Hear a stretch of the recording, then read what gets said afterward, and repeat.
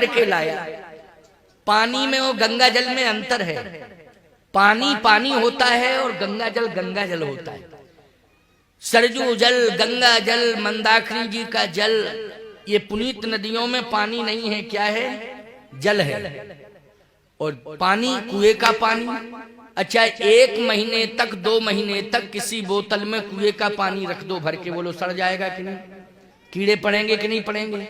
और गंगा जल रखे होंगे तुम लोग, घर घर में गंगा जल होगा, सरजू जल होगा, होगा कि नहीं होगा?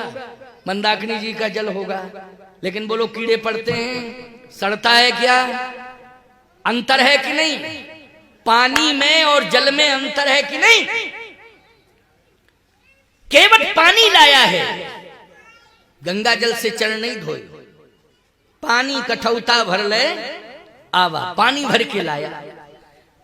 अच्छा भैया, पानी भर के जब लाया और लाया कठौते में, पानी भरे कठौते में। लक्ष्मण जी ने कहा कि आपने गंगा जल के लिए कहा था, लेकिन ये भागा कहां चला गया? भगवान बोले तुम नहीं, तुम्हें पता नहीं कहां चला गया भागा? गांव की तरफ गया है, गांव की तरफ गया है। गांव क्यों गया है? भगवान बोले अब चला गया है, लौट के आवे तब पूछे कि क्यों गया। हाँ? उधर से चला आ रहा है, कठौते में पानी भरे।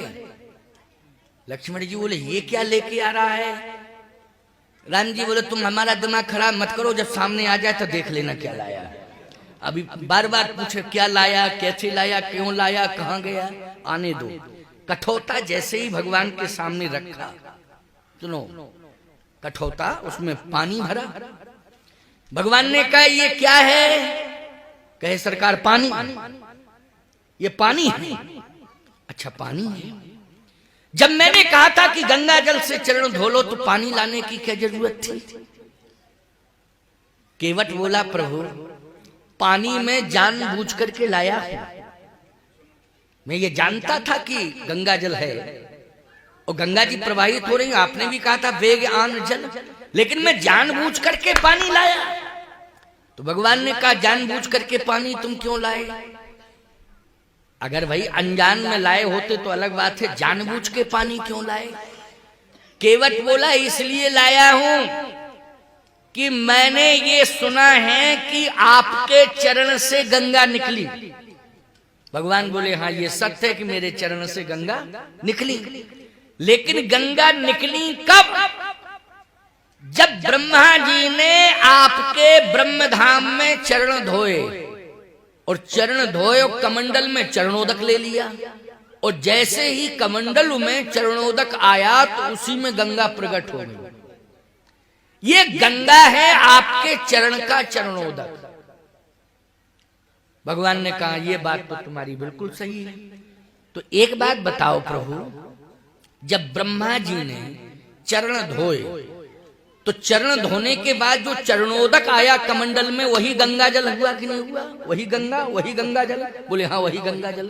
तो जब एक बार आपके चरण धो गए और धोने के बाद जो चरणोदक आया, वो चरणोदक हम सबके लिए स्नान करने के लायक है, पान करने के लायक है, समस्त जीवात्माओं को पवित्र करने वाला वो आपका चरणोदक है। लेकिन जब एक बार जिससे धुल चुका है फिर उससे दोबारा धोएं आपके चरण? क्या भाई धोए हुए से क्यों धोएं? बात तो सही है, क्यों भाई धोए हुए से? भाई गंगा जल बहुत महत्वपूर्ण है, गंगा जल से ही मुक्ति मिलती है। गंगा स्नान करो, गंगा जी का दर्शन करो, गंगा जल पान करो, बोलो मुक्ति मिलती कि नहीं? ये गंगा जल की विशेषता है। लेकिन केवट कहता है कि आपके चरण से निकली है गंगा, चरण जब आपके धोए गए वही तो गंगा जल है, वही तो गंगा है, ये चरणोदक ही गंगा है। और फिर इसी चरणोदक से दोबारा चरण धोएं। हम तो पानी लाए हैं। अच्छा तो पानी लाए हो तो क्या करोगे? कहे जब ब्रह्मा ने चरण कमंडल में धोए तो ब्रह्मा ने कमंडल में गंगा को प्रकट किया, मैं कठौते में चरण धोऊंगा, अब नई गंगा कठौते में प्रकट कर दूंगा, क्योंकि आपके चरण मेरे घाट पर आए। अब धोऊंगा और कठौते में गंगा प्रकट करूंगा। लक्ष्मण जी ने कहा एक बात बताओ, झूठ मत बोलना, तुमने नहाया है नहीं, स्नान किए तुमने? कहे हम झूठ तो बोलते ही नहीं, स्नान तो नहीं किए। तो स्नान करो पहले, स्नान करने के बाद फिर चरण धो। ब्रह्मा जी ने भी यही किया था। केवट बोला ब्रह्मा जी ने किया होगा, स्नान क्यों नहीं कर रहे हो? केवट बोला कैसा स्नान, काय का स्नान, मन चंगा तो कटौती में गंगा।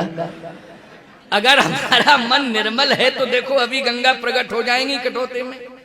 भगवान ने कहा लक्ष्मण अब ज्यादा बात मत करो, तुम्हें मालूम नहीं है इस घाट का मालिक है, इस घाट का मालिक है, ये घाट इसी का है, इसी के घाट पर हम खड़े हैं, वो इसी के घाट से हम पार जाएंगे।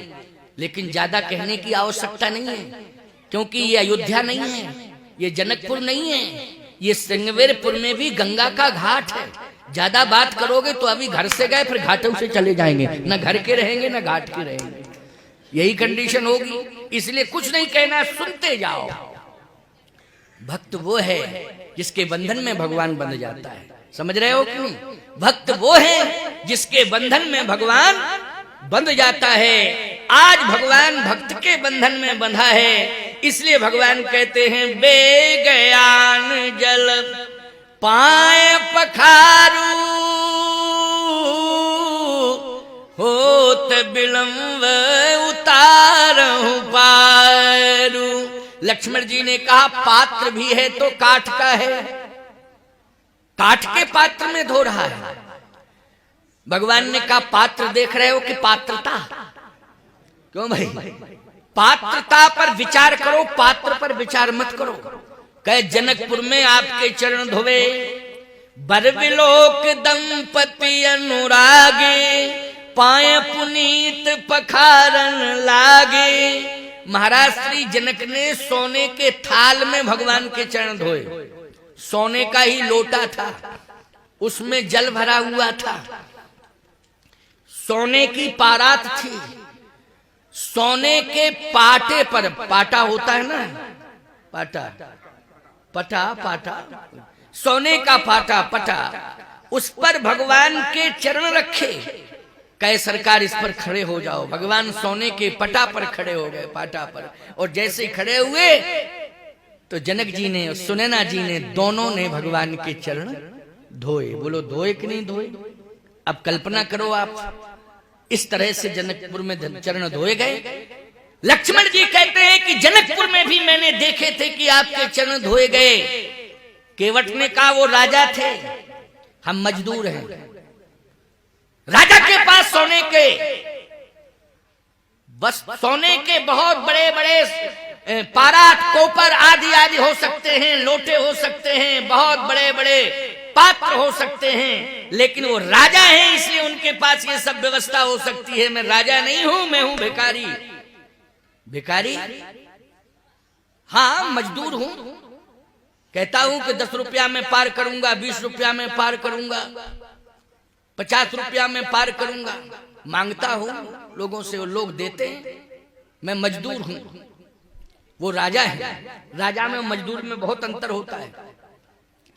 दाता एक राम, भिखारी सारी दुनिया। देने वाला एक राम, सारी दुनिया भिखारी होती है। लेकिन आज ईमानदारी से बताओ, भगवान स्वयं मांग रहे हैं, मांग रहे हैं कि नहीं? मांग रहे हैं भगवान। किससे मांग रहे हैं? तुलसी जिनके पद पंकज ते प्रगटी तटनी जो हरे अघ गाढ़े, ते प्रभु या सरिता तरवे को मांगत नाव करारे हुई ठाणे। नाव मांग रहे हैं, जबकि भगवान से दुनिया मांगती है, लेकिन भगवान आज भक्त से मांग रहे हैं नाव लाओ। अच्छा नाव आ गई, चरण धो रहा है केवट। भगवान ने कहा कि लक्ष्मण ये पात्रता पर विचार करो, पात्र पर विचार मत करो। ये पात्र काठ का है, लेकिन जो पात्रता केवट में है वो पात्रता किसी में नहीं है। ये मैं कहता हूं, ये मैंने आकलन किया है, मूल्यांकन किया है कि जो पात्रता इसके जीवन में है वो पात्रता और किसी के जीवन में है नहीं। लक्ष्मण जी बोले आप ही का मूल्यांकन हो सकता, मैं नहीं समझ पा रहा हूं। मैं नहीं समझ पा रहा हूं। कहे तुम चुप रहो, नहीं समझ पा रहे हो तो मैं तो समझ रहा हूं, मैं समझ रहा हूं, तुम नहीं समझ रहे हो तो तुम चुप रहो। क्या चाहते हो? कहे चरण धोना चाहता हूं तो धो लो फिर। भगवान ने जैसे ही अपना चरण बढ़ाया, केवट ने कठौते में चरण धोया भगवान का।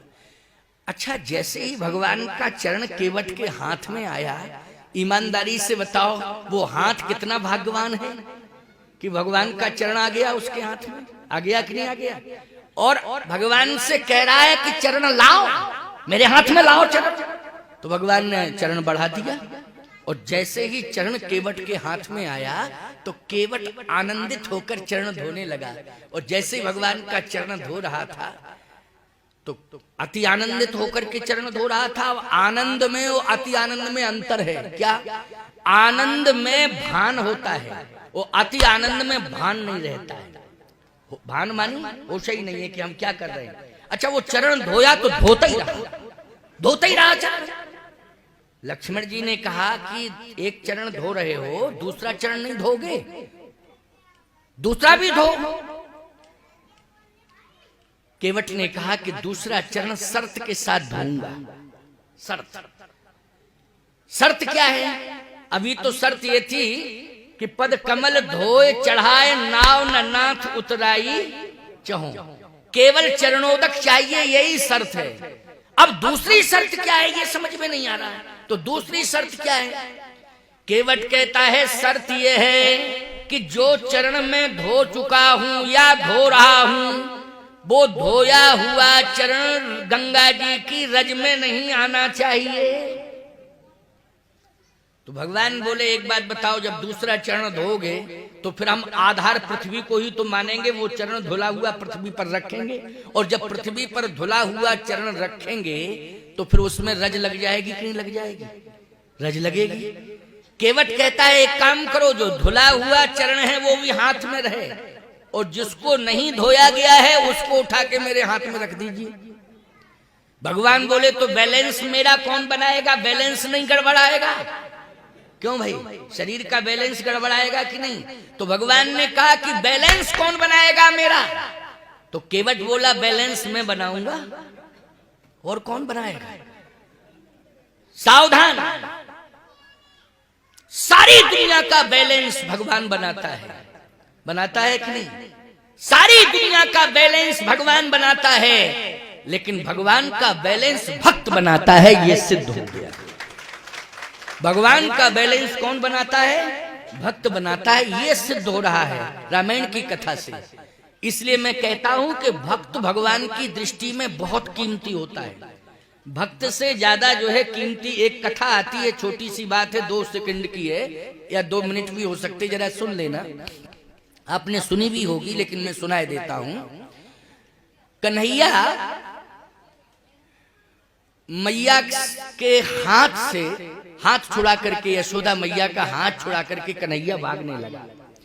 तो जब हाथ छुड़ा करके कन्हैया भागने लगा तो मैया यशोदा कन्हैया को पकड़ने के लिए दौड़ी। अब स्थूल शरीर, अब दौड़ कहां पावे मैया यशोदा। अब जब थोड़ी दूर चली, थक गई और कन्हैया दूर चला गया, तो क्या कह रही है यशोदा मैया?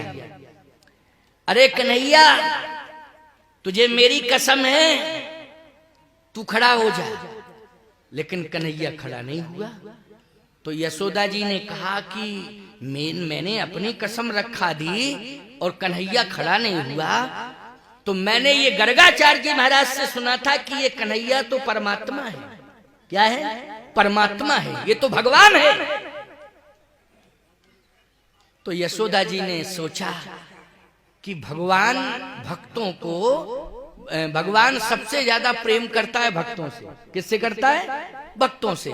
तो भगवान सबसे ज्यादा प्रेम करता है भक्तों से, ऐसा मैंने श्री गर्गाचार्य जी महाराज से कथा में सुना था। तो भक्त जब प्रिय हैं तो भक्तों की कसम रखाओ।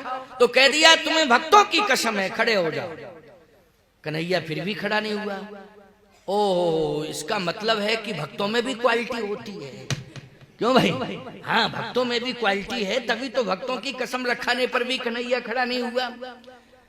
कहा उच्च कोटि के भक्त सतयुग में होते हैं, इसलिए सतयुग के भक्तों की कसम रखानी चाहिए। यशोदा मैया ने कहा तुझे सतयुग के भक्तों की कसम है, फिर भी कन्हैया खड़ा नहीं हुआ। तो यशोदा मैया बोली तुझे त्रेता के भक्तों की कसम है, कन्हैया फिर भी खड़ा नहीं हुआ। कहा तुझे द्वापर के भक्तों की कसम है, कन्हैया फिर भी खड़ा नहीं हुआ। और फिर कहा आने वाले कलयुग के भक्तों की कसम है। कन्हैया ठुमुक ठुमुक करके मैया के पास आ गया और कहा मैया कलयुग के भक्तों की कसम मत रखाया करो।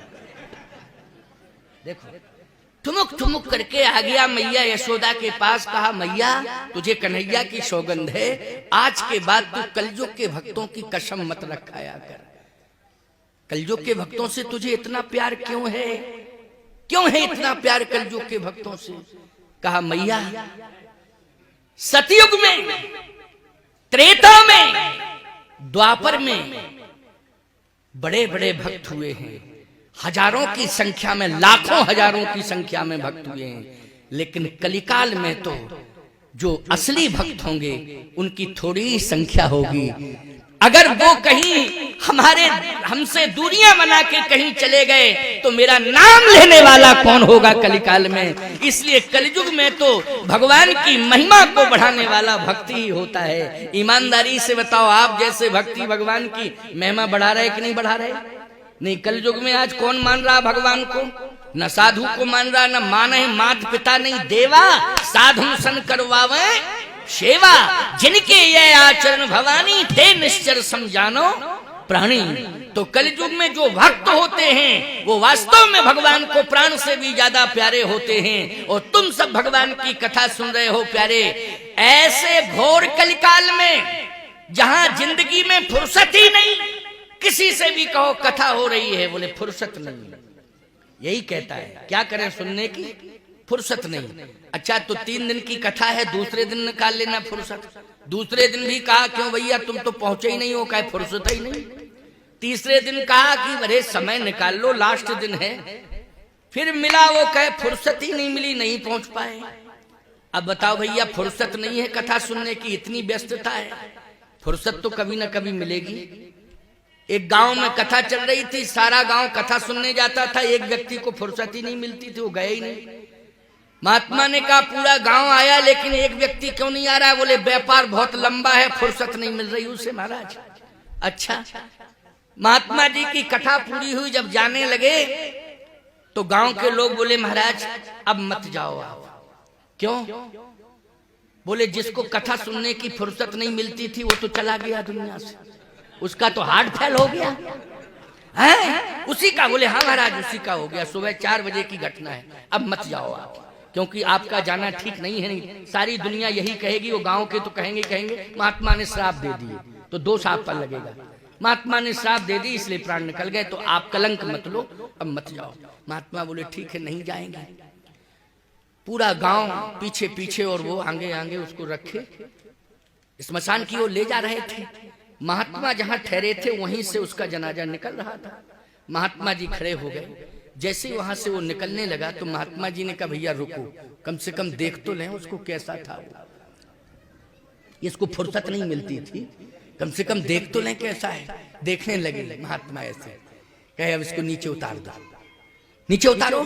अरे कहे महाराज मरघट पे ही उतरती है ये लाश, ऐसे थोड़ी, ये तो अंतिम स्थिति है, अर्थी है, ये तो मरघट पे ही उतरेगी यहाँ। अरे बोले मैं कहता हूं उतार दो। गांव के लोगों ने कहा इतना सिद्ध महात्मा है, उतरवा रहा है, इसका मतलब है कि निश्चित रूप से प्राण वापस न लौटा दे, महात्मा है इसलिए रख दो। जैसे उस व्यक्ति को नीचे रखा, आहा, महात्मा जी गए, कान से लग गए, 15 मिनट हो गया। लोगों ने कहा ऐसा है कि अगर प्राण लौट रहे हो तब तो कान से लगे रहो, समय खराब मत करो, क्योंकि हम लोगों को भी फुर्सत नहीं है कि यही चक्कर में इसको धरे बैठे रहे। क्यों भाई? हम लोगों को भी फुर्सत नहीं है, हाँ हम लोग भी व्यस्त हैं, इसलिए अगर कुछ हो रहा हो, प्राण वापस हो रहे हो तब तो ठीक है, नहीं तो चलने दो। महात्मा बोले और रुको, अभी हमको तसल्ली होगी, कम से कम रुको। लोगों ने कहा नहीं नहीं रुके हैं, कोई दिक्कत नहीं। साहब 45 मिनट हो गए, 45 मिनट। लोगों ने कहा 45 मिनट में न हिल रहा है न डुल रहा है, इसका मतलब है कि कुछ हो ही नहीं रहा है, टाइम खराब हो रहा है और कुछ नहीं। तो लोगों ने कहा एक बार बताओ महाराज, आप कान में लग के मुर्दे को क्या सुना रहे हैं? क्या प्राण फूंक रहे हैं? प्राण फूंक रहे हैं। महात्मा बोले तुम लोग नहीं समझते हो। आज हमें तसल्ली हो गई कि आज के दिन इसे फुर्सत मिल गई और हम फुर्सत में कथा सुना रहे हैं। क्यों भाई? इससे फुर्सत मिली और आज हम फुर्सत में इसको कथा सुना रहे हैं। बोलो भैया, ऐसी फुर्सत किस काम की? जिंदगी जब तक रहेगी फुर्सत न होगी काम से, कुछ समय सा निकालो प्रेम कर लो राम से। इसलिए मैं कहता हूं कि फुर्सत भगवान के काम के लिए निकालनी पड़ेगी, भगवान की कथा के लिए, भगवत कार्यों के लिए फुर्सत तुम्हें निकालनी पड़ेगी। जो भगवत कार्य के लिए फुर्सत निकाल लेते हैं, भगवान के कार्यों में सम्मिलित हो जाते हैं, भगवान को इस गौर कलकाल में सबसे प्रिय भक्त वही माने जाते हैं। भगवान उनको सबसे ज्यादा प्यार करता है कि ऐसे घोर कलकाल में जहां एक न सुने एक नहीं देखा, कोई किसी की न सुनना चाहता है न कोई किसी की मानना चाहता है, लेकिन तुम भगवान मेरी कथा सुनने में घंटों बैठे हो और मेरा कार्य करने में तुम अपना समय दे रहे हो। इससे बढ़िया बात और क्या हो सकती? तुम मेरे प्रिय भक्त हो। कलिकाल के भक्तों से भगवान का सबसे ज्यादा प्रेम है। आइए सुनिए, केवट ने कहा, हाँ बैठ जाओ बेटा, इधर बैठ जाओ, कोई दिक्कत नहीं, बैठ जाओ। बच्चे हैं, बहुत अच्छे होते हैं बच्चे कथा जब सुनते हैं। हाँ, क्योंकि कथा सुन रहे हैं बच्चे, बच्चों को ही हम सुनाते हैं कथा, बूढ़ों को क्या सुनावे हैं? अरे तुम तो सुन चुके हो साहब। क्यों भाई? और इतना ही तो सुनाना है तुम्हें कि भजन करो, बस इसी से तुम्हारा कल्याण होगा। इतना ही बुढ़ों को इतना ही सुनाना है, बाकी जो भी विस्तार कथा का करना है बच्चों को सुनाना है। क्यों भाई? ये बच्चे भविष्य हैं, यही बच्चे तो परिवार की सेवा करेंगे, समाज की सेवा करेंगे, राष्ट्र की सेवा करेंगे। बोलो करेंगे कि नहीं? इन्हीं पर तो भविष्य टिका है पूरे राष्ट्र का। पूरे राष्ट्र का भविष्य बच्चों पर टिका हुआ है। इसलिए प्रेम से बच्चे सुन रहे हैं और हम बच्चों को ज्यादातर कथा सुनाते भी। हमें प्रसन्नता भी होती है जहां पर बच्चे आते हैं कथा सुनने के लिए, हमें बहुत प्रसन्नता होती है। बस इतना जरूर है कि बच्चे हैं, कभी कभी थोड़ा सा चंचलत्व होता है ना, उस चंचलत्व के कारण बातचीत करने लगते, लेकिन दोनों समझदार हैं, कम से कम बात तो मान गए हैं। और सबसे ज्यादा समझदार बच्चों से ज्यादा जे बैठी, जे ज्यादा समझदार है। क्यों भाई? क्यों? इतनी बड़ी संख्या में और शांति से बैठी, इससे बड़ी समझदारी और क्या हो सकती? इतनी बड़ी संख्या, जहां दो बैठ जाती हैं वहां शांति नहीं रह सकती। कहां रह सकती शांति? दो ही हो केवल। और जहां इतनी संख्या में बैठी, शांति से बैठी, न हिल रही, न डुल रही, न बोल रही, और प्रेम से सुन रही। और नहीं तो खूब कहते सुनो सुनो, चुप रहो, सुनो सुनो, तो कहती हमने सास ससुर की नहीं सुनी, तुम्हारी क्या सुने? बोलो भाई, तो समस्या खड़ी हो जाती कि नहीं? लेकिन बड़ी समझदार देवियां हैं, इसलिए मैं कहता हूं मुझे प्रसन्नता है, बहुत प्रसन्नता है। मैं इतना गदगद हूं कि इतनी बड़ी संख्या में लोग बैठे हैं लेकिन आवाज नहीं आ रही है, सब शांति का परिचय दिए हुए हैं और शांत मुद्रा में बैठकर कथा सुन रहे हैं। ये प्रसन्नता है, अत्यधिक प्रसन्नता है। तो आइए सुनिए, बहुत अच्छी बात बता रहा हूं। भगवान ने कहा कि दूसरा चरण हम उठाएं, लेकिन बैलेंस कौन बनाएगा? का बैलेंस केवट बोला मैं बनाऊंगा। इसका मतलब है भक्त भगवान का बैलेंस बनाता है। बोलो बनाता है कि नहीं बनाता है? भगवान ने कहा तो कैसे बनाओगे बैलेंस, ये बताओ। कहे ये बताओ, आप पहले चरण तो उठाओ। भगवान ने उठाने की कोशिश की तो भगवान हिलने लगे। केवट बोला जब आपका शरीर हिल रहा है तो आप हाथ को फ्री क्यों किए हो? जब आपका शरीर हिल रहा है तो आप हाथ को फ्री क्यों किए हो? भगवान बोले क्या करें? केवट बोला इस हाथ से मेरा माथ पकड़ लीजिए, इस हाथ से मेरा माथ पकड़ लीजिए। भगवान ने कहा चलो तुम कह रहे हो तो मैं ऐसे ही किए लेता हूं। भगवान ने हाथ बढ़ाया और हाथ से केवट का माथ में और हाथ केवट के माथ में। क्यों भाई? यही दृश्य है कि नहीं? अब लक्ष्मण जी बगल में खड़े हैं, बगल में खड़े खड़े देख रहे हैं। केवट ने कहा उठाइए, दूसरा चरण उठाइए। भगवाता हूं। जैसे भगवान ने दूसरा फ्री था उस तरह भगवान झुकने लगे, उस तरह भगवान झुकने लगे तो लक्ष्मण जी दौड़ के उसी साइड में आए। बोले प्रभु अब आप मेरा कंधा पकड़ लीजिए। केवट बोला आमने सामने का मामला है, बगल वाले डिस्टरबेंस पैदा न करें। ये बगल वाले क्यों फालतू में इधर उधर कर रहे हैं? भाई आमने सामने का मामला है, भक्त और भगवान का मामला है कि नहीं। इसलिए भक्त भगवान आपस में निपटेंगे, बगल वाले बिल्कुल इधर उधर ना जाएं, बगल वाले अपना साइलेंट रहे और जहां खड़े हैं वहीं खड़े रहे। भगवान ने कहा लक्ष्मण से तुम इधर उधर क्यों कर रहे हो, तुम चुपचाप खड़े रहो ना। लक्ष्मण जी बोले बहुत बड़ा व्यायाम करवा रहा है प्रभु, इतना तो कोई नचा ही नहीं सकता है जितना आपको ये नचा रहा है। तब संत कहते हैं नाना भांति नचायो भक्तन ने। बोलो नचाया किसने है, भक्तों ने नाना प्रकार से नचाया है। बोलो नचाया कि नहीं, नाना प्रकार से भक्तों ने नचाया है भगवान को। आज सामने लक्ष्मण जी देख रहे हैं, केवल लक्ष्मण नहीं 33 करोड़ देवता देख रहे हैं कि किस तरह से ये केवट भगवान को नचा रहा है। ये भक्त जो है भगवान को नचा रहा है। केवट ने कहा कि आप दूसरा हाथ फ्री मत करिए, दूसरा हाथ भी मेरे माथ पर रख दीजिए, पकड़ लीजिए दूसरे हाथ से। भगवान ने कहा दूसरे हाथ से भी पकड़े लेते हैं। जैसे ही दूसरा हाथ बढ़ाया भगवान ने, पहला हाथ तो था ही माथ पर, और दूसरा हाथ जैसे ही बढ़ाया दोनों चरण, और चरण भी उठाया भगवान ने, चरण उठाया, हाथ भी रख दिया दूसरा केवट के माथ पर, और दूसरा चरण उठा करके भगवान ने केवट के हाथ पर रख दिया। याद रखना भगवान के दोनों चरण केवट के हाथ में, भगवान के दोनों हाथ केवट के माथ पर। देवताओं ने कहा यही सम पुण्य पुंज को नहीं, इसके समान संसार में कोई पुण्य पुंज नहीं है। सारा ब्रह्मांड भगवान के हाथ में, लेकिन आज भगवान ब्रह्मांड सहित भक्त केवट के हाथ में है प्यारे। ये है भक्त की महिमा। बरस सुमन सुरा सकल सिहाही, यही सम पुण्य पुंज को नाही, यही सम पुण्य पुंज को नाही। और दशरथ जी क्या कह रहे हैं अयोध्या में, राम चले बन प्राण न जाही, कहीं सुख लाग रहत तन माही। राम जा रहे हैं, ऐ प्राण तुम शरीर में कौन सा सुख लेने के लिए अभी हो, राम के साथ क्यों नहीं जाते हो। राम जा रहे हैं तो प्राण मेरे हृदय में रुकने की कोई आवश्यकता नहीं है। या तो तुम में ताकत हो प्राण तो राम को लौटाओ वापस, और ताकत नहीं है तो राम के साथ जाओ। लेकिन क्यों नहीं निकल रहे हो, कौन सा सुख पाने के लिए। आज तुम मेरे हृदय में हो, मेरे शरीर के अंदर हो, ये बताओ प्राण। लेकिन यहां देखा आपने, परमात्मा जैसा केवट कह रहा, भक्त केवट कह रहा, वैसा ही परमात्मा कर रहा है। बोलो कर रहा है कि नहीं कर रहा है। भक्त तो महाराज दशरथ भी हैं, ऐसी बात नहीं है, भक्त तो महाराज दशरथ भी हैं।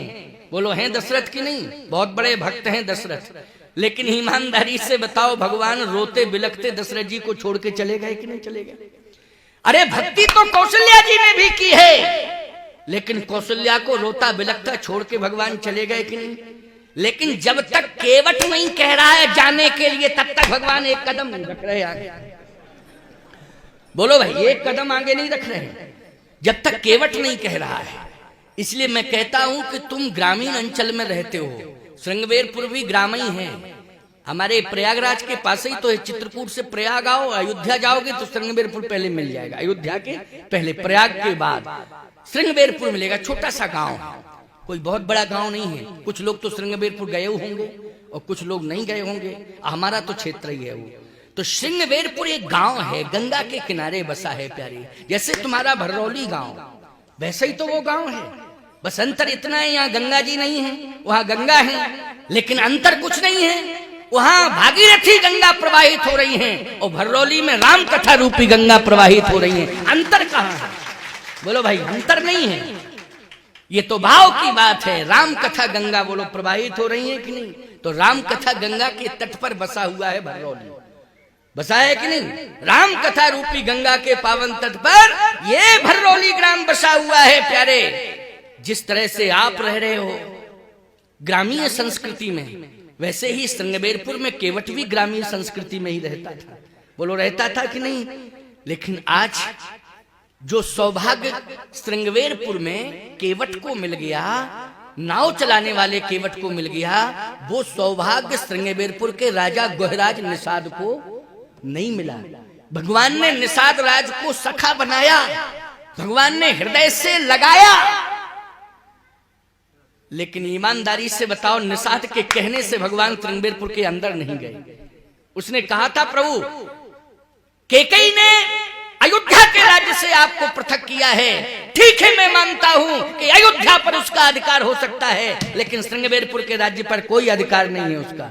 ये श्रृंगेरपुर राज्य पर मेरा अधिकार है, लेकिन मैं पूरा राज्य और पूरे परिवार और गांव के सहित आपके चरणों में समर्पित है, इसलिए प्रभु ये राज्य आपका है, आप पधारिए पधारिए, प्रवेश करिए। भगवान ने कहा, पुर न जाऊं 10-4 बरिस, 14 साल तक हम किसी के नगर में प्रवेश नहीं कर सकते हैं, हम नहीं करेंगे। प्रेम है हमारा तुम्हारा अलग बात है, ना तो राज्य की किसी व्यवस्था को हम स्वीकार करेंगे।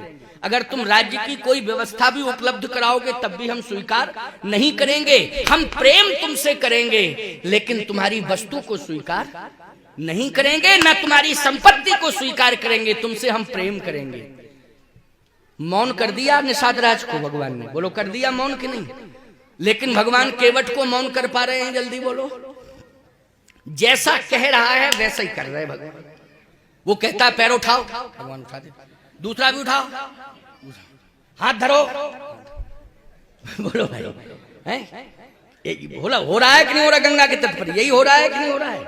तुम तो रामायण वैसे पढ़ते तो हो, लेकिन बस यही तो है, पढ़ते भर हो, लेकिन गहराई तक नहीं पहुंच पाते हो, तभी तो हमको बुलाते हो। अगर वहां तक पहुंच जाओ तो हमारी क्या जरूरत है? देखो भैया, हम तो गहरे गोताखोर हैं, गहराई में चले जाते हो, निकल के आ जाते हैं, और तुम गए तो गए, फिर लौटने वाले नहीं हो। क्यों भाई? इसलिए बात यह है कि हमको बुलाते हो, कथा सुनने के लिए बुलाते हो कि स्वामी जी के द्वारा हमें रामचरितमानस का मर्म समझ में आएगा। अब सुनते जाना, बहुत बढ़िया बात। समय तो हो ही जाता है, समय होता रहता है। आज विश्राम दिवस है, 10-5 मिनट ज्यादा भी हो जाएगा तो कोई दिक्कत नहीं। अब क्या बतावें भैया, माल्यार्पण में समय खूब चला गया। अब मालाएं जो आई थी अगर ना पहनाते तो भी दिक्कत थी। लोग कहते साहब मालाएं आई थी, हमारा नाम भी लिखा गया लेकिन हमको बुलाया नहीं, तो बड़ी समस्या खड़ी हो जाती। इसलिए माल्यार्पण में भी औपचारिकताओं में समय थोड़ा जाता है। कोई बात नहीं, इसमें सोचने की जरूरत नहीं है। हम ये कभी नहीं कहते हैं कि ऐसा क्यों करते हो, पूरा समय माला पहनाने में लगा दिया। अरे पूरा समय माला पहनाने में लगा दिया है तो ये मालाएं किसके लिए आई थी?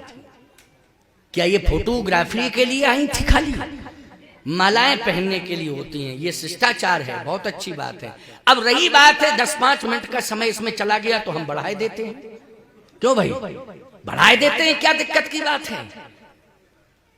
जो केला की पात में पात पात में पात, जो बक्ता की बात में बात बात में बात। इसलिए चिंता करने की जरूरत नहीं है। 10-5 मिनट हम जो तुम्हें लग रहा है तो हम थोड़ा बढ़ाए देते हैं, लेकिन सुनो तसल्ली से। सुनना तुम्हें है, सुनाना हमें है। और एक बात सुनो, तुम्हें सुनने के बाद अपने अपने घर कार्यों में व्यस्त हो जाना है। सुनाने के बाद हमारी जो चर्याएं हैं साधुशाही, उनमें हमें व्यस्त हो जाना है। बोलो हो जाना है कि नहीं?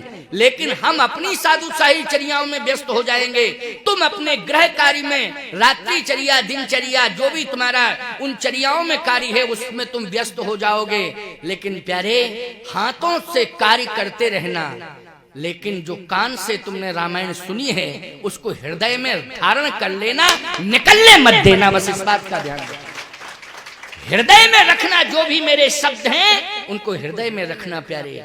मैं कहता हूं स्वप्न भी आएगा तो उसमें राम कथा सुनाई देगी और हम दिखाई देंगे स्वप्न में। अगर हृदय में रामायण रखी होगी मेरी कथा तो स्वप्न में हम ही दिखाई देंगे और राम कथा सुनाई देगी। स्वप्न में भी तुम्हें भगवान दिखाई देंगे, भगवान की कथा सुनाई देगी, संत दिखाई देंगे। स्वप्न में भी, जागृत अवस्था में तो ये सब क्रम चल ही रहा है, लेकिन स्वप्न जागत सोबत शरण तुम्हारी। बोलो भाई, जागत सोबत शरण तुम्हारी। ये सोने वाला क्रम भी जुड़ रहा है कि नहीं जुड़ रहा है भगवान की शरणागति से? कि लेकिन कथा यदि हृदय में होगी तो सोते समय भी भगवान की शरणागति तुम्हें मिलती रहेगी। और यदि कथा को तुमने इस कान से सुना, इससे निकाल दिया, तो सोते समय हावड़ा के पुल से कूदोगे। क्यों भाई कूदोगे कोई रेल की पटरी पे, कोई हावड़ा की, पता नहीं क्या क्या कैसे कैसे स्वप्न आते हैं, क्यों आते हैं कि नहीं आते हैं। इसलिए मैं कहता हूं जागत सोवत शरण, तुम्हारी कथा को हृदय में रखे रहोगे तो स्वप्न में भी भगवान की शरणागति तुम्हें मिलती रहेगी। तो केवट ने कहा कि प्रभु अब चरण तो दोनों मेरे हाथ में आ गए, तो भगवान ने कहा कि अब धो लिए तुमने कि नहीं ये बताओ। केवट बोला हाँ धो लिए। भगवान बोले तो अब तो नाव में बिठाओ, ये नाव पास में ही है। कहे प्रभु नाव में तो बिठाना चाहता हूं, लेकिन मेरी प्रार्थना है। क्या प्रार्थना है बोलो? मेरी प्रार्थना ये है कि मैंने गंगा के पावन तट पर रहकर मजदूरी तो की है, लेकिन गंगा के किनारे जब जब भी सत्संग हुआ है उसको मन लगा के सुना है। अच्छा बोलो भैया, गंगा के किनारे सत्संग होता है कि नहीं होता है? जैसे आपके गांव में अगर गंगा है, गंगा होती तो आप कथा गंगा के किनारे कराते, क्योंकि गंगा के तट पे हो। तीर्थराज प्रयाग में गंगा के तट पे कथा होती है, होती कि नहीं? तो केवट कहता है यहाँ मैंने नाव चला के मजदूरी तो की है, लेकिन मैंने कथाएं भी सुनी है, सत्संग सुना है संत महात्माओं से। क्या सुना है कि अगर पत्नी है तो फिर जो भी धार्मिक कार्य करो, धार्मिक अनुष्ठान आदि करो, उसमें पत्नी को सहयोगी बनाओ। बोलो तुम लोग यही करते हो कि नहीं? तीर्थ जाते हो, अगर पत्नी जिंदा है तो साथ में लेके जाते हो। भागवत की कथा कराते हो, सुनते हो सपत्नी बैठ के। रामायण की कथा में यजमान बनते हो तो सपत्नी। बोलो हवन में बैठते हो तो सपत्नी। सत्यनारायण की कथा भी कराते हो घर में तो सपत्नी। बोलो सपत्नी करते हो कि नहीं? ये नियम है, करना भी चाहिए ऐसा। केवट ने कहा कि मैं परिणय बंधन में बंधा हूं। क्या चाहते हो? मैं ये चाहता हूं कि आप आए हैं तो सपत्नी का आपके चरण क्यों ना पखारूं। लक्ष्मण जी बोले आधा घंटा से अकेले पखार रहा, और जब पखार चुका तब कहता सपत्नी पखारूं। अरे जब तू जानता था कि सपत्नी पखारना है तो सपत्नी का ही पखारना चाहिए था, और अब पखार लिया तब कहता सपत्नी पखारना चाहिए। पखार लेते तो उसने एक बात कही, अब सुनो कितनी बढ़िया बात है। बोले प्रभु ऐसा है, आपने कहा था बेग आन जल पाए पखारू। बेग मानी पानी, और पानी से आपके चरण पखारे जल्दी जल्दी। तो पत्नी को क्यों नहीं लाए? कहा पहले से सूचना नहीं थी, और अगर उससे कहते कि जल्दी कर जल्दी कर जल्दी कर तो कहती ज्यादा जल्दी है तो चले। यही होता है कि नहीं होता है? जैसे तुम इनसे कहो जल्दी करो जल्दी करो जल्दी करो तो तुरंत कहेंगे ज्यादा जल्दी है तो चले जाओ। पहले से क्यों नहीं बताया? पहले से बताना चाहिए था। इनकी आदत है, कहती क्यों चले जाओ ज्यादा जल्दी। तो मैंने सोचा कि पहले से पत्नी को टेंशनाइज न करूं। अगर पहले से ही मैंने टेंशनाइज कर दिया पत्नी को तो फिर चरण पखारने से फायदा क्या? जब पति पत्नी में प्रेम ना हो और मंदिर में कहो ओम जय जगदीश हरे तो फायदा क्या है? क्यों भाई? जब पति पत्नी में प्रेम नहीं है, वहां परमात्मा के सामने अगरबत्ती हिला रहे हो, बोलो भाई कलाकंद का भोग लगा रहे हो। जब प्रेम, भगवान यही तो कहेंगे कि सुनो पहले परिवार में आपस में प्रेम करना सीखो, तब मेरे दरबार में मेरे चरणों में प्रेम करो। जब परिवार में ही तुम्हारा प्रेम नहीं है तो मेरे चरणों में प्रेम करके प्रदर्शन कर रहे हो क्या? इसलिए मैं कहता हूं कि पति पत्नी में प्रेम होना चाहिए। केवट बोला अगाध प्रेम है, अगाध प्रेम है मेरा क्योटानी से। भगवान ने कहा बहुत अच्छी बात है, और मैं ये मानता हूं कि हम दोनों में प्रेम आपके चरणों से पूर्व से ही रहा है, और उस प्रेम के कारण के चरणों में प्रेम किया, और मैंने भी आपके चरणों में पूर्व से ही प्रेम किया है। कौशल्यादि नार प्रिय सवा चरण पुनीत पति अनुकूल प्रेम दृढ़ हरि। महाराज श्री दशरथ के प्रति प्रेम करते हैं, दशरथ उन तीनों के प्रति प्रेम करते हैं, और सबका मिलकर के महारानियों के सहित मानना बंद करो। छोटी छोटी बातों को लेकर तुम भगवान के नजदीक पहुंच पाओगे, तभी तुम्हें भगवान स्वीकार करेगा। यदि आपस में लड़ना भिड़ना शुरू करोगे तो भगवान कैसे स्वीकार करेगा? ये गलती कभी नहीं करना। जिस घर में हम पहुंचे वो दौड़ा पति कहे महाराज आपके चरण धो लें, आरती उतार लें। तो हमने कहा धो ले, तेरा मन है धो ले। अब हमारा चेला जो था, पंडित हमारे साथ चलता है, एक यहाँ है नहीं, वो बीमार हो गया है। तो बीमार हो गया है तो हमने कहा तुम अपना इलाज करा लो। उसने कहा कि तुम अकेले ही हो कि पत्नी भी है? बोले पत्नी तो है। तो मायके गई क्या पत्नी? अकेले क्यों धो रहे हो? कहे 6 महीने से बोलचाल नहीं है और हम कह नहीं सकते, हम कह नहीं सकते। तो उस शिष्य ने कहा गुरुदेव आप पधारे ही गए हो, दोनों का एकता करा दो तो ज्यादा अच्छा है, क्योंकि आप पधारे गए जब ऐसी कंडीशन है, और अगर ऐसा नहीं होता है तो बदनामी आपकी होगी कि महात्मा भी आए घर में फिर भी कुछ नहीं करा पाए, तो बदनामी आपकी होगी। हमने कहा अगर हम जानते ऐसा घर है तो घुसते ही नहीं, लेकिन हमें पता नहीं था, हमको पता नहीं था, नहीं हम घुसते काहे को ऐसे घर में कि ऐसी कंडीशन है। लेकिन अगर आप आ गए हो तो पति पत्नी में प्रेम हो जाए, इसके लिए पहला आपको करनी पड़ेगी। तो मैंने कहा ऐसा है कि पत्नी है घर में तो एक बार तुम कहो तो उससे कि आओ हम दोनों जो है स्वामी जी के चरण पखारें, आरती करें, ये सौभाग्य है। कहे स्वामी जी हम तो कसम खा चुके थे उसी दिन, और कसम हम तोड़ने वाले नहीं हैं। हमने की अच्छा क्या हम बात ही नहीं करेंगे उससे। हमने आवाज लगाई, हमने कहा बेटी ए बहू इधर आ। तो इंतजार ही में थी कि कोई आवाज लगावे, तुरंत आई हमारे पैरों में गिर पड़ी, चरण छू लिए। मैंने कहा सुनो तुम दोनों ग्रंथि बंधन करके चरण पखारो, ग्रंथि बंधन करके चरण पखारो।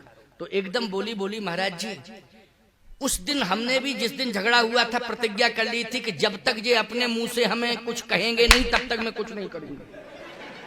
हमने कहा इसने भी प्रतिज्ञा बड़ी खतरनाक कर ली, क्यों भाई इसने भी बड़ी खतरनाक प्रतिज्ञा कर ली। अब महाराज जी जब तक ये मुंह से कहेंगे नहीं तब तक हम जो है कुछ भी नहीं कर सकती हैं। आपने आवाज लगाई तो मैं चली आई, आपको प्रणाम कर रही हूं, अब नरक मिले तो मिल जाए। हमने की कंडीशन बहुत खराब है, क्योंकि नरक जाने को तैयार है लेकिन समझौता करने को तैयार नहीं है। नरक जाने को तैयार लेकिन समझौता के लिए तैयार नहीं। मैंने उसी समय कहा उसके पति से, मैंने कहा सुन तू जिद मत कर, समझदार व्यक्ति है, पत्नी से एक बार कह ले, कह तो ले। तो पत्नी खड़ी थी इस साइड में और ऐसा मुंह करके कहता कि हम तो तैयार हैं, अब जिसको हमारे साथ आके पखारना हो पखार ले। मुंह टेढ़ा करके कह रहा है, मुंह टेढ़ा करके कह रहा है। तो मैंने कहा देखो डायरेक्ट नहीं इनडायरेक्ट कहा कि नहीं कहा, कहा कि नहीं, क्या किससे कहा, तुझसे ही तो कहा है। अब तुम कम से कम एक बार उसने कह दिया है, भले ही मुंह इधर किया था, अरे तू कम से कम सुन तो रही है, कान तेरे टेढ़े तो नहीं हुए, कान तो तेरे सुन रहे थे, सुना कि नहीं सुना। कहे महाराज जी सुना तो है। हमने कहा सुना है तो बैठ जा दोनों। अब जब दोनों बैठ गए ग्रंथि बंधन कराया, ग्रंथि बंधन के बाद दोनों ने जो है चरण पखारे, चरण पखारने के बाद सुंदर भोजन बना, भोजन के बाद हमने प्रसाद पाया, महात्माओं ने प्रसाद पाया। और प्यारे 1 घंटे मैंने राम कथा सुनाई उस घर में बैठ के। जब 1 घंटे मैंने राम कथा सुनाई तो अंत में दोनों फूट फूट करके रो पड़े। कहे स्वामी जी आपने हमारे परिवार को टूटने से बचा लिया है। मैंने कहा मैंने नहीं, राम कथा ने परिवार को टूटने से बचाया, मैंने नहीं बचाया। किसने बचाया?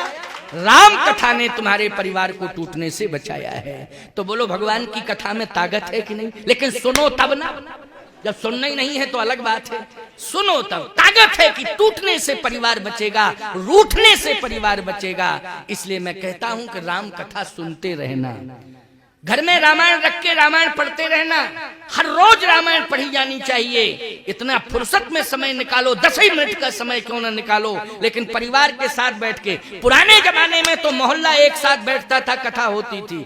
अगर इतना नहीं हो पा रहा है इस घोर कलिकाल में, तो आप अपने घर में अपने परिवार के सहित बैठकर 10-15 मिनट रोज रामायण पढ़ा करो। निश्चित रूप से परिवार टूटने से बच जाएगा, ये मैं विश्वास दिलाता हूँ। इतना आपको करना ही पड़ेगा, तभी ये फलश्रुति आपके सामने आएगी। तो आइए आपको और 10 मिनट की बात सुना दें, इसके बाद वाणी को विश्राम। केवट ने ग्रंथि बंधन करके सपत्नीक भगवान के चरण पखाड़े। रामायण का प्रमाण दे रहा हूं, अपनी तरफ से नहीं कह रहा हूं कि कोई मनमुखीपन से अपनी बात कह के चला जाऊं, ऐसा नहीं। रामायण आप पढ़ते हैं नहीं, घर में जाकर के रामायण पढ़ लेना, आपके समझ में आ जाएगी बात कि स्वामी जी ठीक कह रहे थे। ग्रंथि बंधन करके उसने चरण पखारे भगवान के। जब दोनों ने चरण पखाड़ लिए, भगवान ने कहा अब तुम संतुष्ट हो? क्योंकि भक्त से भगवान पूछ रहा है कि तुम संतुष्ट हो? केवट बोला हाँ, हम दोनों ने चरण तो पखाड़ लिए, लेकिन भगवान ने कहा ये लेकिन शब्द क्यों लग गया? कहा लेकिन शब्द इसलिए लग गया प्रभु कि वो पति पत्नी केवल ये संकल्प न ले कि हम दोनों परिणय बंधन में इसलिए बंधे हैं कि हमको वंश वृद्धि करना है, केवल हमें वंश चलाना है, वंश वृद्धि करना है, इसलिए हम लोग परिणय बंधन में बंधे हैं। याद रखना, परिणय बंधन में बंधते समय अरे वंश वृद्धि करना ये तो संसार का नियम चला आ रहा है। बोलो चला आ रहा है कि नहीं चला आ रहा है? वंश वृद्धि में तो ऐसे ऐसे भी पैदा हो गए हैं, कंस पैदा हुआ है, कुंभकर्ण पैदा हुआ है, रावण पैदा हुआ है, हिरण्याकश्यप पैदा हुआ है। बोलो आतताई पैदा हुए कि नहीं हुए? और साधारण ऐसे नहीं, इतने बड़े बड़े वंश में कि 1 लाख पूत 1.25 लाख नाती, ऐसा विस्तार किया इन्होंने अपने परिवार का। लेकिन सावधान, वंश वृद्धि करना ये विशेषता नहीं है, बल्कि संतान को जन्म देने के साथ साथ संतान को भगवान से जोड़ देना, ये सबसे बड़ी उपलब्धि है। जन्म के साथ संतान को किससे जोड़ देना? भगवान से जोड़ देना, पूरे परिवार को भगवान से जोड़ देना। और प्यारे, अगर उदारता आ जाए केवट कैसी, तो पूरे गांव को भगवान से जोड़ देना। यही हुआ है रामायण में, पूरे गांव को उसने भगवान से जोड़ा है। ये विशेषता है कि नहीं? केवट कहता है प्रभु मैं अपने बच्चों को आपके चरणों से जोड़ना चाहता हूं।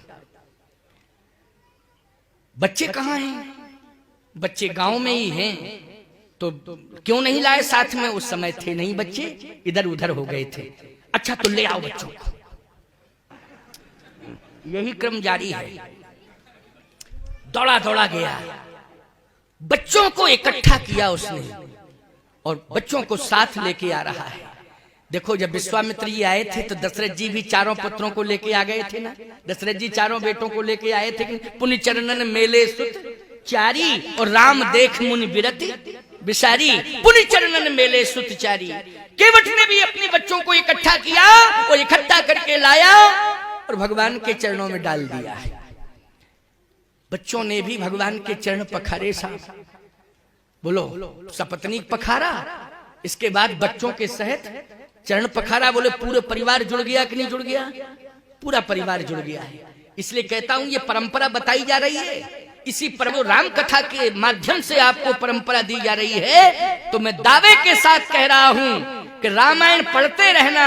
राम कथा गंगा आपके घर में होगी, और जब राम कथा गंगा आपके घर में होगी तो एक दिन उसी राम कथा गंगा के तट पर परमात्मा प्रकट हो जाएगा आपके घर में, और पूरे परिवार को भगवान के चरण से जुड़ने का सौभाग्य मिलेगा। लेकिन राम कथा गंगा में भगवान प्रकट होगा। किसमें होगा? राम कथा रामायण में भगवान प्रकट होगा। प्यारे, कलयुग में साक्षात भगवान का विग्रह है श्री रामायण। कलिकाल में क्या है? रामायण भगवान राम का साक्षात विग्रह। भागवत क्या है? इस घोर कलिकाल में साक्षात भगवान कृष्ण का विग्रह है।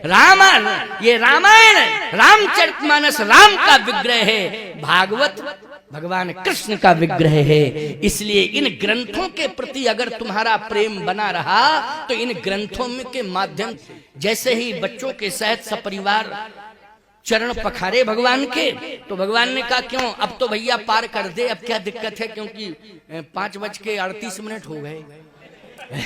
क्यों भाई, अब 5:45 बजने वाले हैं। बोलो है कि नहीं? लेकिन चिंता मत करना, 5 ही मिनट और लगेगा, बस इससे ज्यादा नहीं लगेगा। कितना मिनट लगेगा? 5। अंत भला तो सब भला। अंत, इस बात को सुन करके ही आराम से जाना, आशीर्वाद लेके जाना। आशीर्वाद का पिटारा तो हम धरे हैं, अभी खोलेंगे बाद में। दो भाई लेकर के जाना। लेकिन तुम सब बैठे हो, बिल्कुल शांत मुद्रा में बैठे हो। हाँ तुम भी बैठ जाओ, बीच में क्यों खड़ी हो गई हो? बैठ जाओ शांति से। जगह नहीं मिल रही है क्या? हाँ बैठ जाओ। बड़ी समझदार देवियां हैं, देखा ना। देखो एक बात बताएं, कथा बैठ के सुनना चाहिए, कथा में खड़ा नहीं होना चाहिए। है ये इलेक्शन है कि खड़ी हो गई? है नहीं, चुनाव में खड़ा हुआ जाता है लेकिन कथा में बैठा जाता। बड़ी समझदार हैं, बहुत समझदार हैं, बात मान गई हैं। तो आइए सुनिए, अंतिम बात मैं सुना रहा हूं आपको। हाँ, ये दीपक को यहीं रख दो, बस यहीं रख दो, चुपचाप बैठ जाओ, बैठ जाओ आराम से। हाँ, आराम से बैठो बस, है ना। हाँ, बहुत बढ़िया बात है, दीपक भी आ गया, सब व्यवस्था है। आइए सुनिए, भगवान ने कहा कि अब तो तूने परिवार के सहित मेरे चरण पखाल लिए हैं, अब नाव में बिठा। केवट कहता है, प्रभु आपने बहुत समय दिया, बड़ी कृपा की, मगर लक्ष्मण जी बोले, मगर का मतलब है मामा फूफा जीजा और रह गए, सो उनको सबको बुलवा लेने दो, 14 साल तक पांव पकड़ाई जारी रहे और 14 साल के बाद सीधे अयोध्या वापस, क्योंकि यही होना है और इसके आगे तो कुछ होना नहीं है, क्योंकि जो ये कह रहा है आप वैसा ही करते जा रहे हो और उसकी बात ही मानते चले जा रहे हो। आप कम से कम आपको अपनी बात भी तो प्रेशर में कहनी चाहिए। भगवान बोले, लक्ष्मण ये जनकपुर नहीं है कि तुम परशुराम जी के सामने आ गए थे, ये गंगा का घाट है, इसलिए चुपचाप रहो चुपचाप रहो। ये जो कह रहा है हमें सुनने दो इसकी बात, और जो ये कहेगा हमें इसकी बात माननी ही है, जैसा कहेगा वैसा मैं मानूं। क्या चाहते हो ये बताओ। केवट एक बात कहता है, प्रभु प्रेमी का परिवार जो परमात्मा से प्रेम करता है, उसका परिवार केवल पत्नी और बच्चे ही नहीं होते, केवल माता पिता पत्नी बच्चे इतना ही परिवार नहीं होता है। प्रेमी का परिवार वो होता है कि जो भी भगवान से जुड़ा है, जितने भी भगवान से जुड़े हैं, जहां तक उसकी दृष्टि जाती है कि कहां कहां तक लोग भगवान से जुड़े हैं, उन सबको वो प्रेमी अपना परिवार मान लेता है कि जो परमात्मा से जुड़ा है भक्त का वही परिवार है। बोलो भाई, जो भगवान से जुड़ा है भक्त का वही परिवार है कि नहीं। तो हे प्रभु अन्यथा मत लेना, पूरा श्रृंगवेरपुर आपसे जुड़ा है, क्योंकि आप जब पधारे तो बोलो पूरा श्रृंगवेरपुर इकट्ठा हो गया था कि नहीं हो गया था, लेकिन आपने मौका नहीं दिया उन सबको, सेवा करने का आपने मौका नहीं दिया। लेकिन आज मैं प्रार्थना कर रहा हूं कि पूरा गांव आपका भक्त है, और जो भी भक्त है और जो भगवान से जुड़ा है वो मेरा परिवार है। इसलिए मेरी प्रार्थना है कि पूरे गांव को आज चरण पखाड़ने का मौका दे दीजिए प्रभु, बस यही मेरी प्रार्थना है। भगवान ने कहा, तेरी बात नहीं टालूंगा, तेरी बात नहीं टालूंगा, लेकिन एक बात लक्ष्मण जी बोले, अब ये अंत में ये कहेगा कि अब आपको गंगा पार नहीं करना है, श्रृंगवेरपुर के अंदर जाना है, तो इसकी बात तो आपको उतारनी नहीं है, तो आप श्रृंगवेरपुर के अंदर भी जाएंगे। केवट कहता, ना ना ना ना, श्रृंगवेरपुर की संपत्ति से मेरी कोई प्रीति नहीं, उस संपत्ति से परमात्मा की भी कोई प्रीति नहीं है। हम देख रहे हैं कि पूरा अयोध्या की संपत्ति छोड़ के चले आए। अयोध्या की संपत्ति अवध राजसुर राज सिहाही और दशरथ धन लख धनत लजाही, पूरी अयोध्या की संपत्ति छोड़ के चले आए। राजव लोचन राम चले तज बाप को राज बताओ की नहीं, पूरा राज्य छोड़ के आए। हम इतनी तुच्छ बात कहेंगे कि श्रृंगवेरपुर में प्रवेश कर जाइए, पूरा राज्य आपका है? नहीं ना ना। हे प्रभु, भक्त की सबसे बड़ी संपत्ति है भगवत नाम की स्मृति, भगवत नाम की स्मृति, ये सबसे बड़ी संपत्ति है। हे प्रभु, आपकी संपत्ति खजाना नहीं है, आपकी संपत्ति है आपके भक्त, और भक्तों की संपत्ति है आपका भजन। इससे बड़ी संपत्ति और दूसरी हो नहीं सकती।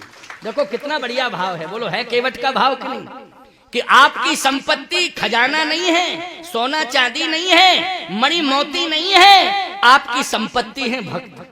बोलो भगवान की संपत्ति भक्त है कि नहीं? इस बात को मान रहे हो कि नहीं मान रहे हो? और भक्त की संपत्ति है भगवान का भजन। भक्त की संपत्ति क्या है? भगवान का भजन। इसलिए हम ये थोड़ी कहेंगे कि आप प्रवेश कर जाएं श्रृंगवेरपुर में, वहां का खजाना आपके चरणों में समर्पित है। ना ना, ये तुच्छ बात हम नहीं कहेंगे।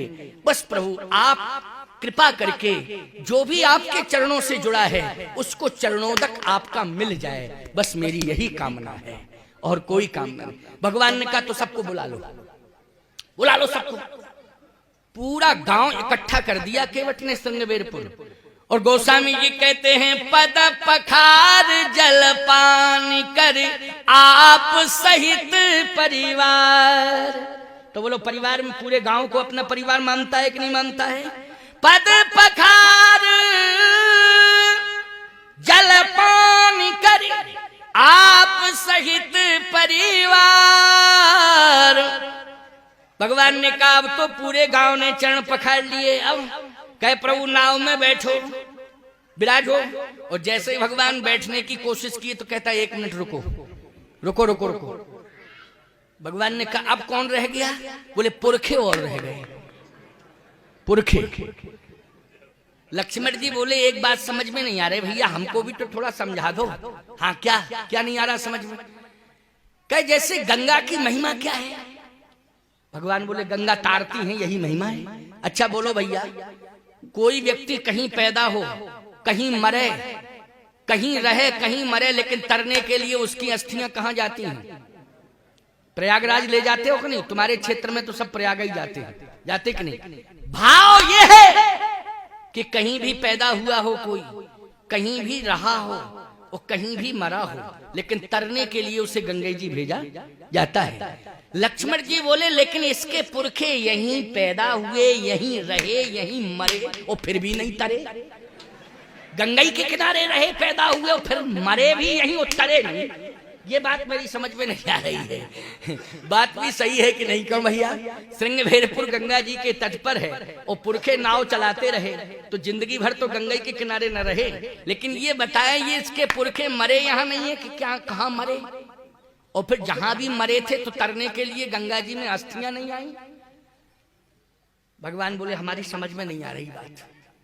केवट बोला हम समझा रहे हैं, आप नहीं समझा पाओगे इनको, मैं समझाता हूं।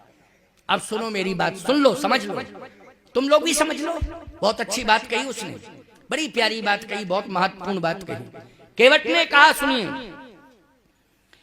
गंगा के किनारे ही मेरे पुरखे जन्मे और यहीं रहे, नाव चलाई उन्होंने, और फिर बोले यहीं नाव चलाते चलाते मरे, तो तरे क्यों नहीं?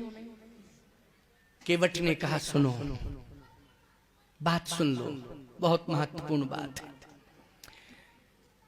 राजा सगर के 60,000 बेटे, बोलो कितने? 60,000। लेकिन 60,000 बेटे क्या तरे थे? नहीं तरे थे। लेकिन कब तरे? जब भागीरथ ने तपस्या करके गंगा को धरती पर उतार दिया। ये पुरखे आप ही के थे कि नहीं थे? भगवान बोले हाँ मेरे ही थे। ये भगीरथ किसके थे? बोले हमारे पुरखे थे। और गंगा कहां से निकली थी? का एक कल्प में हमारे चरणों से निकली थी। तो जब आपके चरणों से गंगा निकली और आप ही के पुरखों को नहीं तार पाई, क्यों भाई? क्या है बताओ? आपके चरणों से निकली और आप ही के पुरखे नहीं तरे, इसके लिए भगीरथ को प्रयास करना पड़ा। और जब भगीरथ जी को प्रयास करना पड़ा तब तपस्या के बल पर गंगा को उतारा और फिर ले गए वो कहां? गंगा सागर। और वहां जाके कपिल मुनि के आश्रम में, बोलो भैया, सब पुरखों का उद्धार करा दिया कि नहीं करा दिया? ऐसे ही राजा सगर कब हुए थे और कब भगीरथ, इसके बीच में अटके रहे पुरखे आपके, वो नहीं तरे। ऐसे ही हमारे पुरखे, हमारे पुरखे, क्योंकि सब में पुरखा तारने की क्षमता नहीं होती है। समझ लो इस बात को, सब में पुरखा तारने की क्षमता नहीं होती है? जियत बाप सम दंगम दंगा, मरे बाप पहुंचावे गंगा। क्या बात है साहब, बोलो भाई। बाप जिंदा है तो खूब गालियां बक रहे हो, खूब खरी खोटी सुना रहे हो, और मरने के बाद उनकी हड्डियां गंगा जी में ले जा रहे हो कि तर जाएंगे। खबरदार, इन हाथों से अच्छा काम करो, अपने हाथों से भजन करो, अपने हाथों से दान करो, अपने हाथों से सत्कर्म करो। मैं कहता हूं भले ही तुम्हारे बच्चे तुम्हें गंगा जी ना ले जाएं, तुम्हारी अस्थियां ना ले जाएं, लेकिन एक दिन परमात्मा तुम्हारी अस्थियों को स्वीकार कर लेगा और तुम्हें मुक्ति प्रदान कर देगा, भले ही गंगा में कोई ना ले जाए। लेकिन प्यारे, प्रयास करना पड़ेगा। केवट कहता है ये मेरा भागीरथी प्रयास, ये जो चरण धो रहा हूं पुरखों के नाम पर, ये मेरा क्या है? भागीरथी प्रयास है। और इस भागीरथी प्रयास से ही हमारे पुरखे तरेंगे। तो कैसे तारोगे? कहा देखो पुरखों के नाम पर चरण धोता हूं, और जैसे पुरखों के नाम पर चरण धोया, आहा, तो जो चरणोदक पुरखों के नाम का आया, उसी चरणोदक से तर्पण करने लगा गंगा के किनारे। और जैसे ही चरणोदक से केवट ने अपने पुरखों का तर्पण किया, उसी समय उस तर्पण को पुरखों ने स्वीकार कर लिया और उन्हें मोक्ष मिल गया। प्यारे पितर पार करी प्रवह पुनि मुदित गए लय पार। पुरखों का भी उद्धार कर दिया। बोलो किया कि नहीं किया? अब पुरखों का उद्धार। लोग 5:50 हो गए, अब सुनते ही रहोगे, लगातार सुनते ही जा रहे हो। अब एक अंतिम बात और सुन लो, एक अंतिम बात और सुन लो, अंतिम बात रह गई है बस। इसके बाद गोस्वामी जी कहते हैं पितर पारी करी प्रवहि पुनि मुदित गयऊ लय पार। कहा प्रभु बैठ जाइए, किशोरी जी को बिठाला, स्वयं प्रभु बैठे, लक्ष्मण जी से कहा बैठो। और जिस समय केवट ने हाथ में पतवार ली, हाथ में पतवार, अब आप सुन लीजिए मेरी बात को। गोहराज निषाद भी था साथ में। उतर ठाणवै सुरसर नेता सिय राम गोह लखन समेता केवट उतर दंडवत कीना प्रभु सकुचे यही कछु नहीं दीना। जैसे ही पतवार हाथ में आई, नाव चल रही है, पतवार चला रहा है, और जैसे ही बीच मझधार में नाव पहुंची, उसी समय उसने पतवार छोड़ दी, छोड़ दी पतवार। अब नाव बिना पतवार के हिलने लगी, और आगे थी भमर, उसमें भमर में जाकर फंस गई और घूमने लगी। लक्ष्मण जी बोले ये कौन सा नाटक हो रहा है, ये बताओ, ये कौन सा तमाशा है? तुमने बीच मझधार में पतवार क्यों छोड़ी? तुम केवट हो, तमाशा कर रहे हो?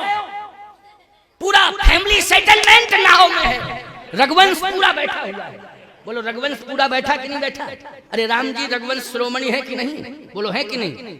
और रघुवंश का नाम यश पताका रामन जी के द्वारा तो फहराया गया। कहा तुम ये क्या तमाशा कर रहे हो? तुमने पतवार फेंक दी और नाव देखो चक्कर काट रही है। केवट बोला भूल हो गई, क्षमा मांग रहा। क्या भूल हो गई? भूल ये हो गई कि सारी दुनिया को आप पार करते हैं और मैं कितना मूर्ख हूं, आपको पार कर रहा हूं। क्षमा करो, क्षमा करो, क्षमा। लक्ष्मण जी बोले घाट पे तुमने क्षमा क्यों नहीं मांगी?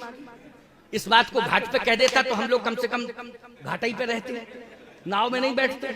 और अब इस प्रकार की भाषा बोल रहा है, भैया आप नाव चलाइए। फिर भगवान बोले हम सरजू के किनारे इतने बार गए आए, कभी नाव चलाई? क्या ये तो कह रहा है, अब मैं क्या जानूं क्या कह रहा है। केवट बोला नहीं नहीं नहीं, ये भूल मैं अब दोहराऊंगा।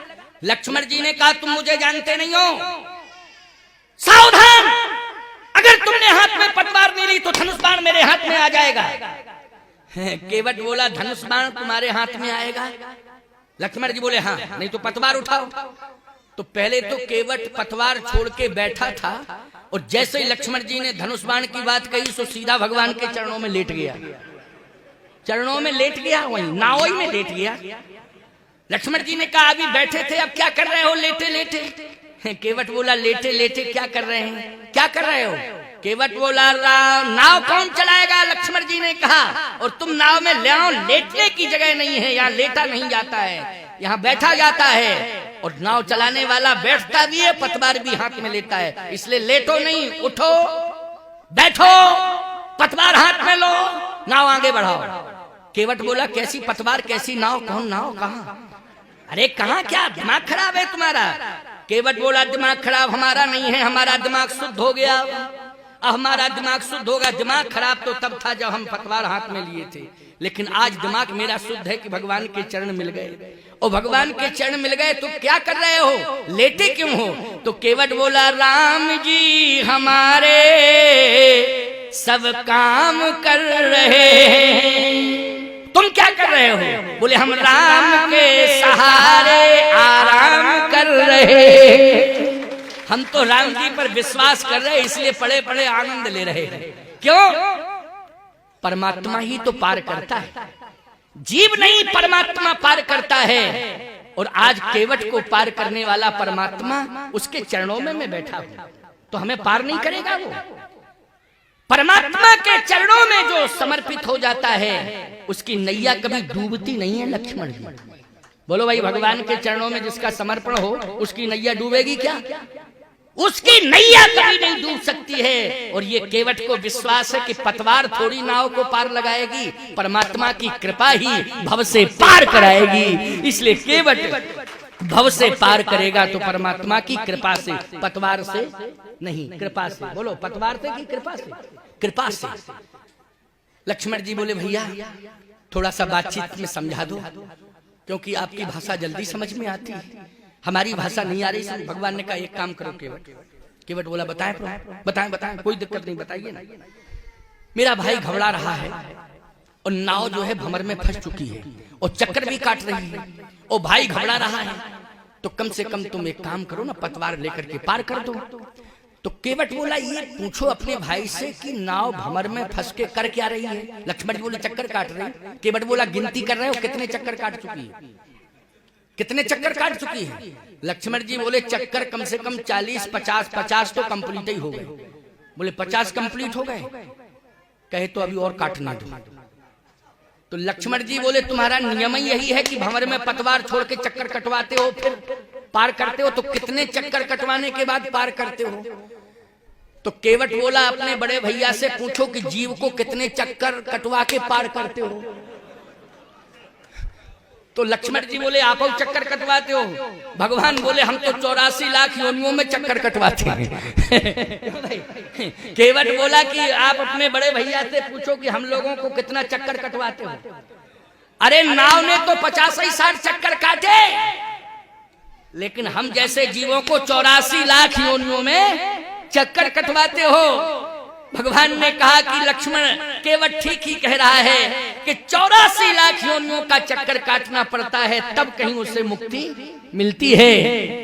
अरे हमारी नाव ने तो केवल 50-60 चक्कर काटे, कम से कम 84 चक्कर काट के देखे नाव, और फिर आपको पता चले कि क्या कैसा लगता है, कैसा लगता है। भगवान ने कहा, एहसास कर लिया है केवट, लेकिन आज मैं गंगा का जल हाथ में लेकर सौगंध खा रहा हूं कि केवट जैसी जो निर्मल विमल भक्ति करेगा उसे मैं 84 लाख योनियों के बंधन से मुक्त कर दूंगा।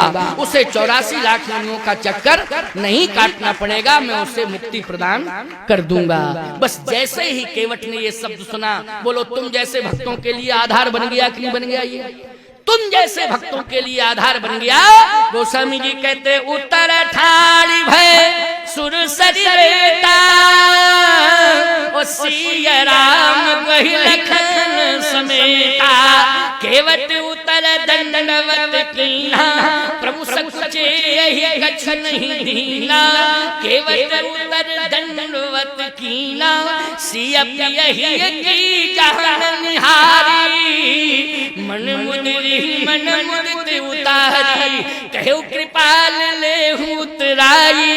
केवट चरण गहु अकुलाई, बहुत काल हम कीन मजूरी।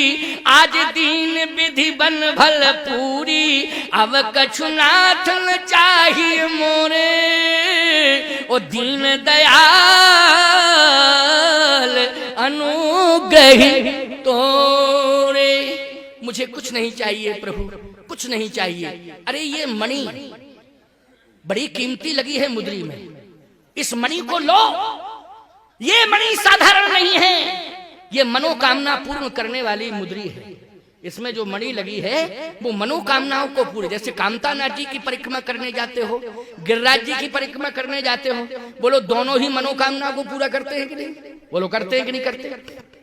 पर्वत तो हजारों हैं, पर्वत लाखों हैं, बोलो है कि नहीं? लेकिन दो पर्वत ऐसे हैं, एक कामतगिरी, एक गिरिराज जी, जहां परिक्रमा की आपने, वो पर्वत राज आपकी मनोकामना पूरी कर देते हैं, जो भी मनोकामना लेके जाता है। भगवान राम ने कहा, केवट ये जो मुद्री है, इसमें जो मणि है, ये मनोकामनाओं को पूरी करने वाली है। जब जैसे मनोकामना तू करेगा, ये मुद्री उस मनोकामना को पूरी करेगी। ये मैं तुझे दे रहा हूं, केवल तुझे दे रहा हूं, संसार में और किसी को नहीं। तू ही पात्र है, इसलिए तू इसे ले ले। केवट ने कहा, प्रभु ये मुद्री, ये मणि मनोकामनाओं को पूरा करती है, ये आप कह रहे हैं, मैं विश्वास कर रहा हूं, लेकिन भक्त का विश्वास, भगवान भले ही कह रहा है कि ये मणि, ये मुद्री मनोकामनाओं को पूरा करती है, लेकिन भक्त यही कह रहा है कि आपकी भक्ति मनोकामनाओं को पूरा करती है। आप मुद्री ना दे करके मुझे भक्ति दे दीजिए, मुद्री ना दे के क्या दीजिए, भक्ति दे दीजिए। भक्ति ही मनोकामनाओं को पूरा करती है, भक्ति मुक्ति भी प्रदान करती है। इसलिए बहुत कीन हट लखन सी है, नहीं कछु केवट ले, विदा कीन करुणा यतन भगत विमल वर दे। विमल भक्ति का वरदान भगवान ने दे दिया। बोलिए भक्त वत्सल भगवान की, भक्त और भगवान की। पूरे 6 बज गए।